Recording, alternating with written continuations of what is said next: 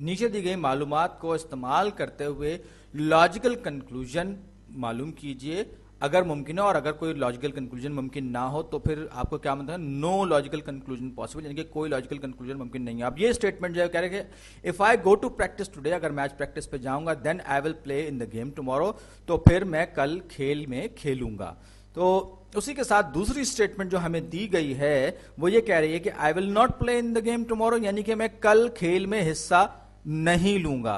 तो इसका क्या मतलब हुआ? इसका मतलब यह हुआ कि आप ये कह रहे हैं कि अगर आज मैंने प्रैक्टिस की तो मैं कल खेल में हिस्सा लूंगा, लेकिन कल तो मैं खेल में हिस्सा लेने नहीं जा रहा। तो इसका क्या मतलब हुआ? इसका मतलब यह हुआ कि मैंने आज प्रैक्टिस नहीं की है। तो इसका जवाब जी हां, दुरुस्त जवाब।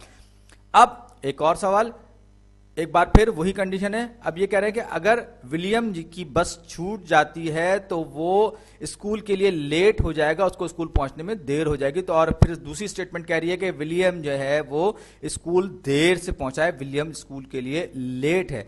तो बस का छूट जाना सिर्फ एक वजह है, मिसिंग द बस जो है वो एक रीजन है। बहुत सारी हो सकता है कि उसको बस मिल गई लेकिन बस रास्ते में कहीं खराब हो सकती है, ये ओनली की शर्त कहीं पर नहीं है, सिर्फ और सिर्फ की शर्त नहीं है।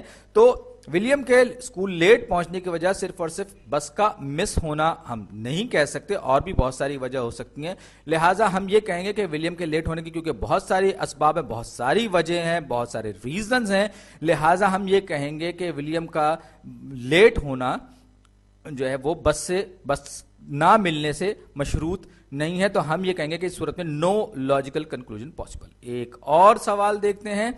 अब ये कहा जा रहा है if ray bisects an angle, अगर एक रे जो है वो किसी एंगल को बाइसेक्ट करती है, then it creates two congruent angles, वो दो कॉन्ग्रुएंट एंगल्स बनाती है। If there are two congruent angles, अगर दो congruent angles, then the two angles have the same measure, यानी कि दोनों एंगल्स का जो मेजरमेंट है, पैमाइश जो है वो बिल्कुल सेम होगी। तो ये जरा थोड़ा सा पेचीदा लग रहा है, लेकिन अगर आप गौर से देखें तो हमें यह कहा जा रहा है कि एक रे जो है एक एंगल को बाइसेक्ट कर रही है, दो बराबर बराबर एंगल में तकसीम कर रही है जो कि कॉन्ग्रुएंट होते हैं, और कॉन्ग्रुएंट की डेफिनेशन दी जा रही है। तो अब यहां पर हमने जो स्टेटमेंट दिया है, if ray bisects an angle then the two angles have the same measure, यानी कि आप देखिए यहां पे हमसे कहा जा रहा है कि एक रे बाइसेक्ट कर रही है एंगल को और उससे दो कॉन्ग्रुएंट एंगल्स क्रिएट हो रहे हैं, लेकिन साथ ही साथ अगला जो है, अभी हमें नहीं पता कि कॉन्ग्रुएंट एंगल्स क्या हैं, अगले जुमले में वजाहत की गई है कि कॉन्ग्रुएंट एंगल्स होते क्या है। कॉन्ग्रुएंट एंगल्स कौन से होते हैं?